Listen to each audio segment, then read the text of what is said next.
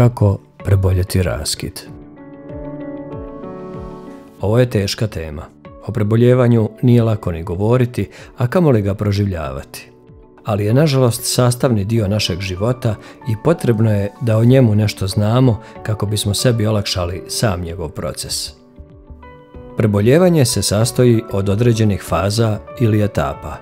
Ono ide postepeno, fazu po fazu i traje određeni period.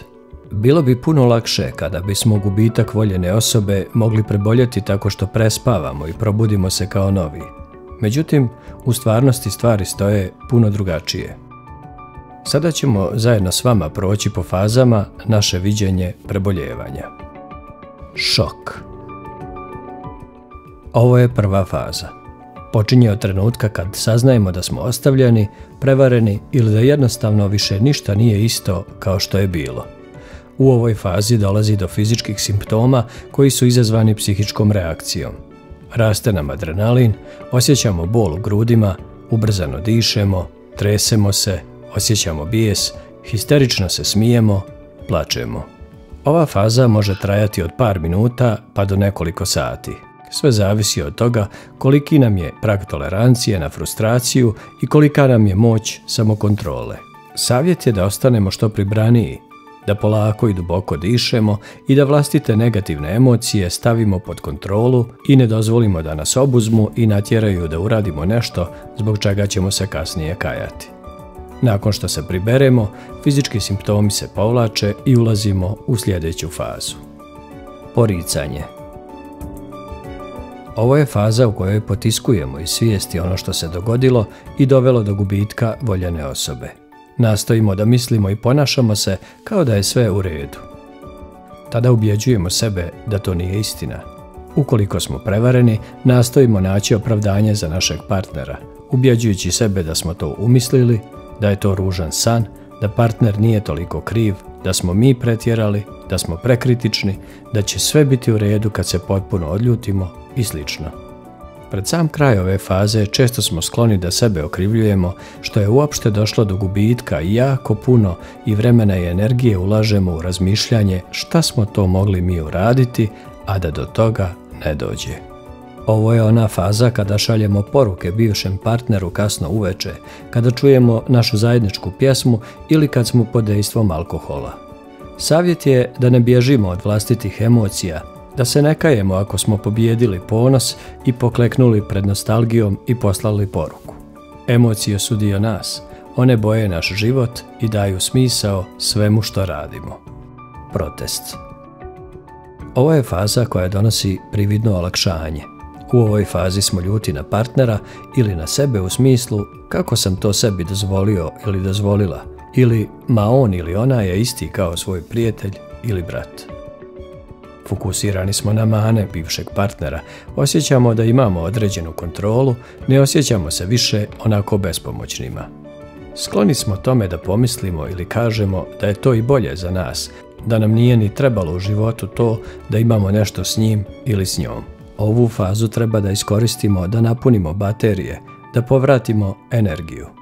Pored toga, dobro je iz tog razloga što tada shvatamo da li smo idealizovali partnera te dobijamo možda realniju sliku o njemu ili njoj. Očajanje. Za razliku od prethodne, ova faza je mnogo teža u emotivnom smislu. Jako smo tužni, čak i depresivni. Imamo poremećaje u spavanju. Neki od nas ne mogu da spavaju, dok drugi spavaju pretjerano. Kada spavamo, sanjamo da smo ponovo zajedno s njim ili s njom. Dolazi do poremećaja u ishrani. Neki potpuno gube apetit i volju za hranom, dok se drugi prejedaju i nalaze utjehu u hrani. Razdražljivi smo, skloni čestim promjenama raspoloženja. Uopšteno rečeno, u ovoj fazi se ne osjećamo dobro ni u psihičkom, niti u fizičkom smislu. Tada je jako važno da imamo nekog na koga možemo da se oslonimo kao prijatelje ili rođake. Razgovarajte, otvorite i olakšajte dušu svojim bližnjima. Ne osjećajte stid jer vam se ne dešava ništa neobično. Ne postoji osoba kojoj se to nije desilo ili neće desiti u životu. Prihvatanje. Ovo je dugo očekivana završna faza u preboljevanju.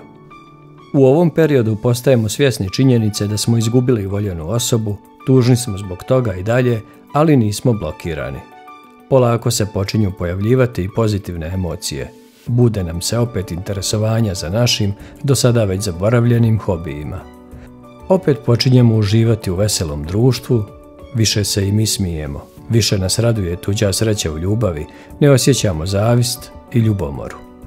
Mnoge uspomene na partnera prestaju da bole i izazivaju nam osmijeh na lice. Postajemo zadovoljni i zahvalni na tome što smo imali priliku da proživimo tako lijepe trenutke.